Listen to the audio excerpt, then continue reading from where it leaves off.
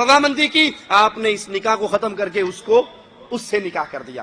ابن عمر کہتے ہیں یہ میرے پاس آ کر میری بن کر مجھ سے چھینی گئی۔ یہ شریعت کی تعلیم ہے، لڑکی سے اس کی رضامندی لینا ضروری ہے۔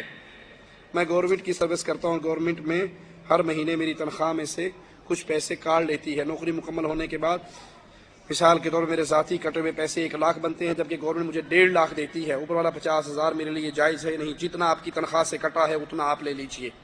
اہل سنت والجماعت کے اندر مشہور 4 مذاہب ہیں۔ بعض علماء سے سنا ہے کہ ایک امام کا مقلد ہونا ضروری ہے۔ کیا مقلد ہونا ضروری ہے؟ اگر ضروری نہیں تو قرآن اور سنت کی روشنی میں جواب دیں۔ اگر مسلمانوں پر 4 اماموں میں سے ایک امام کا ماننا ضروری ہے، اس کے بغیر اس کا ایمان پورا نہیں، تو 4 اماموں سے پہلے جو دور گزرے، جن کے بارے میں نبی نے گارنٹی دی بہترین دور میرا، پھر میرے بعد آنے والوں کا، پھر اس کے بعد آنے والوں کا، وہ کس امام کو مانتے تھے؟ جس امام کو مان کے ابو بکر صدیق اکبر بنے، خطاب کا بیٹا فاروق اعظم بنے، عثمان ذی النورین بنے، علی حیدر کرار بنے، اس امام کو آپ بھی مان لو۔ 4 اماموں کی عزت کرو، 12 امام کی عزت کرو، ہر امام کی عزت کرو، ہر بندے سے رسول کی دی ہوئی بات قبول کر لو۔ لیکن اگر کہیں کسی امام کی بات نبی کی بات سے ٹکرا جائے تو حرف آخر کسی امام کی بات نہیں ہے، بلکہ امام اعظم محمد الرسول اللہ کی بات ہے۔ ہر بندے سے غلطی ہو سکتی ہے، 4 اماموں سے غلطی نہیں ہو سکتی ہے، لیکن رسول اللہ سے غلطی وما ينطق عن الهوى ان هو الا وحی یوحى، ہر بندہ اپنی مرضی سے بولتا ہے، محمد کریم شریعت کی بات رب کی مرضی سے کرتے ہیں۔ تو اس لیے اگر یہ 4 امام پکڑنا ضروری ہوتے تو ان 4 اماموں سے بہت افضل اور اعلیٰ 4 خلفاء نہیں گزرے میرے نبی کے، ان کے نام پہ نہیں مذہب بننا چاہیے تھا۔ یہ امت کو جوڑیے، اللہ کے لیے امت کو نہ توڑیے، اور امت نہ 4 پہ جڑ سکتی ہے نہ 12 پہ جڑ سکتی ہے، امت جڑے گی تو صرف محمد الرسول اللہ کے نام پہ صلی اللہ علیہ وسلم۔ آج کل ہم لوگ اپنی بیویوں سے 2 سال تک پردیس میں رہتے ہیں، یہ طریقہ صحیح ہے یا نہیں، اس کے بارے میں بیان کریں۔ سننے کے بعد عمل کر لو گے؟ مزہ لینے کے لیے سوال کرتے ہو؟ ہاتھ اٹھاؤ جن کو میں مسئلہ سناؤں اور وہ صبح خروج لے کے بیوی کے پاس چلے جائیں۔ سن کے ماننا نہیں، کچھ نہیں، مولوی صاحب کہن دے کی نے۔ حضرت عمر نے قانون جاری کیا تھا کہ 4 مہینے کے بعد بارڈر پہ لڑنے والے جو ہیں وہ بھی اپنی بیویوں کے پاس واپس آئیں۔ میں نے 11 سال نماز نہیں پڑھی، کیا میں 11 سال کی قضاء عمری پڑھوں؟ قضاء عمری کا کوئی ثبوت نہیں ہے۔ جس دن آپ توبہ کرو گے آپ کی نئی زندگی کا آغاز ہوگا، ٹھیک ہے؟ توبہ سے پچھلے گناہ معاف ہو جاتے ہیں۔ کیا سگریٹ حرام ہے؟ جی سگریٹ بالکل حرام ہے۔ میرے بیٹے کے لیے دعا فرمائیں، اللہ ان کو نیک بنائے، آپ کا فرما بردار بنائے، اگر بیمار ہے تو اللہ انہیں شفا دے۔ ہمارے گاؤں میں مسجد ہے، وہاں کا امام صاحب صاحب البدع ہے اور عقیدہ بھی درست نہیں، کیا اس کے پیچھے نماز پڑھنا جائز ہے؟ ٹیکسی ڈرائیور اندھا ہو، اس کی گاڑی میں بیٹھنا جائز ہے؟ نہیں بیٹھو گے؟ جو توحید کا اندھا ہے اس کے پیچھے نماز کیسے پڑھ لو گے؟ ایک اندھا آپ کی گاڑی کا ڈرائیور نہیں بن سکتا، آپ کے ایمان کا ڈرائیور کیسے بن گیا؟ مشرک کے پیچھے نماز نہیں ہوتی، بدعتی کے پیچھے نماز نہیں ہوتی۔ کیا نماز میں رفع دین ضروری ہے؟ اگر نبی کریم سے محبت ہے تو نبی کریم صلی اللہ علیہ وسلم سے کوئی ایک نماز، میں اللہ سے ڈر کے اللہ کے گھر میں کھڑے ہو کر کہہ رہا ہوں، جو کہہ رہا ہوں فرشتے لکھ رہے ہیں، جو لکھ رہے ہیں اس کا قیامت کے دن میں جواب دہ ہوں۔ میری قبر میں آپ نے نہیں آنا اور کسی اور شیخ و پیر نے بھی نہیں آنا۔ ہمیں رسول اللہ صلی اللہ علیہ وسلم کی صحیح احادیث سے ایک نماز بھی ایسی نہیں پہنچی کہ آپ نے پڑھی ہو اور رکوع میں جاتے ہوئے رفع دین اور رکوع سے اٹھتے ہوئے رفع دین نہ کیا ہو۔ کوئی ایک صحیح حدیث آج تک ہمیں نہیں پہنچی، کسی کے پاس ہے تو ہمیں بھی پہنچا دے۔ جتنی نہ کرنے کی روایات ہیں وہ ضعیف ہیں، من گھڑت ہیں، اور جتنی کرنے کی روایات وہ صحیح ہیں۔ صحیح بخاری کی روایات پہ کسی کو اعتراض نہیں، صحیح مسلم کی روایات پہ کسی کو اعتراض نہیں۔ لے دے کے ایک دلیل رہ جاتی لوگوں کے پاس، میں اس دلیل کا جواب دیتا ہوں۔ وہ جی بتوں کی وجہ سے رفع دین شروع ہوئی تھی، سنی یا نہیں سنی؟ بتوں کی وجہ سے۔ ارے بھائی جماعت سے نماز کہاں فرض ہوئی؟ مدینہ میں۔ بتوں والی پارٹی کہاں تھی؟ جہاں نماز جماعت سے فرض ہو رہی وہاں بت والی پارٹی ہے نہیں۔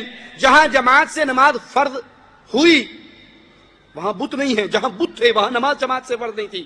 اچھا جی چلو مان لیتے ہیں۔ یہ بتائیے وہ بت لانے والے صحابہ تھے یا منافق تھے؟ نعوذ باللہ کوئی بھی نہیں کہے گا صحابہ تھے، سب کہیں گے منافق تھے۔ اتنے بے وقوف منافق تھے، بت جیب میں ڈال کے کیوں نہیں لاتے تھے؟ بغل میں کیوں دے کے لاتے تھے؟ اچھا اس کو بھی چھوڑو، بھاگو جہاں تک بھاگنا، ہم بھی پیچھے بھاگ رہے ہیں۔ مان لیتے ہیں جی وہ بت لے کے آتے تھے۔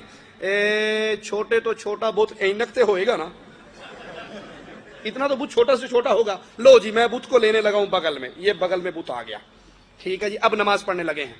ہماری سنت کے مطابق, صحیح بخاری کی روایت کے مطابق, ہاتھ کہاں تک اٹھنے چاہیے؟ کندھوں کے برابر, حتی حجو منکبے. اور جو رفع دین چھوڑنے والی پارٹی وہ کہاں تک اٹھاتی ہے؟ توجہ کرنا, اللہ, وہ تو شریف کہاں گیا جی, بت تو گیا. ارے بھائی اگر یہ رفع دین بتوں کی وجہ سے شروع ہوئی تو پہلی کیوں کرتے ہو؟ اگر یہ رفع دین بتوں کی وجہ سے شروع ہوئی تو پہلی کیوں کرتے ہو؟ میٹھا میٹھا ہاپ ہاپ کوڑا کوڑا تو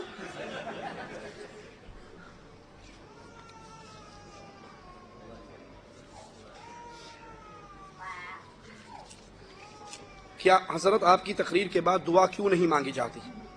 ہم نے دعا مانگی نہیں مانگی جی, مانگی یار, منہ پہ تو جھوٹ نہ بولو بھائی. جو آپ کا مسئلہ ہے کہ اجتماعی دعا ہاتھ اٹھا کر کیوں نہیں مانگی جاتی, کیونکہ اس کی دلیل ہمیں رسول اللہ کے عمل سے نہیں ملتی صلی اللہ علیہ وسلم. ہم تو وہ کام کرتے ہیں جو ہمارے آقا نے کیا. ہمارے آقا بھی ایک ہیں, امام اعظم بھی ایک ہیں, قائد اعظم بھی ایک ہیں, ایک ہی ہستی کو پکڑا ہے, ایک ہی بستی کو پکڑا ہے. ان سے اگر مل جاتی تو ضرور کر لیتے, ان سے نہیں ملی, ہم اپنے پاس سے ویلڈنگ کر کے ٹوچ نہیں لگا سکتے. والدین کی فرما برداری دین کا اہم جز ہے, مگر ان دونوں میں آپس میں اختلاف ہو تو کس کی فرما برداری کی جائے گی؟ ویسے عورت ہی عموماً مظلوم ہوتی ہے. ارے بڑی بڑی ظالم عورتیں بھی ہوتی ہیں, کیا میاں صرف مظلوم ہی ڈھونڈی آپ نے آج تک؟ ماں باپ میں اگر اختلاف ہو بھی جائے, آپ کے لیے پھر بھی ماں ماں ہے, باپ باپ ہے, دونوں کا ادب و احترام کیجیے. ان کی آپس کی لڑائی کے لیے ان دونوں کو چھوڑ دیجیے, ٹھیک ہے. لیکن آپ ماں کے پیچھے لگ کے باپ سے بدتمیزی نہیں کریں گے, باپ کے پیچھے لگ کے ماں سے بدتمیزی نہیں کریں گے. دونوں کو ماں باپ کے فرائض آپ ادا کیجئے, ان کا معاملہ آپ اس کا ہے, آپ کے لیے دونوں ماں باپ ہیں. جو سونا عورتیں گھر میں استعمال کرتی ہیں اس پر زکوٰۃ ہے؟ جی, استعمال والے سونے پہ بہتر ہے کہ زکوٰۃ دی جائے.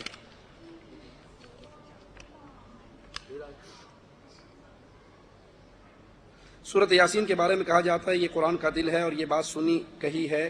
سوال یہ ہے کہ جس طرح پاکستان میں یہ بات مشہور ہے کہ صبح نماز کے بعد اس کو ایک لازم کام بنایا جاتا ہے, اس بات کے ختم بھی ہوتے ہیں.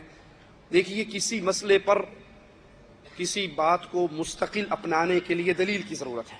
اگر رسول اللہ صلی اللہ علیہ وسلم نے روزانہ فجر کے بعد سورۃ یاسین کی تلاوت کی, کسی کے پاس حدیث ہے ہمیں بھی دے دو, ہم بھی مان لیں گے. اور اگر نبی کی حدیث نہیں ہے, آپ کا عمل نہیں ہے, آپ نے صحابہ کو یہ تعلیم نہیں دی, تو ہم اس کو نہیں تسلیم کر سکتے.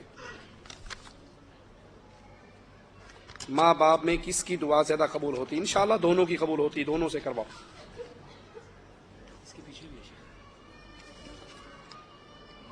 یہ بھی ماں باپ کا ہی ہے. جزاکم اللہ خیر. سبحانک اللہم وبحمدک, اشہد ان لا الہ الا انت, استغفرک و اتوب الیک. سوالات آپ کیجیے, میں تو بیان کر کے تھک گیا ہوں, اب اس میں سے پوچھ لیجیے جو میں نے بیان کیا ہے.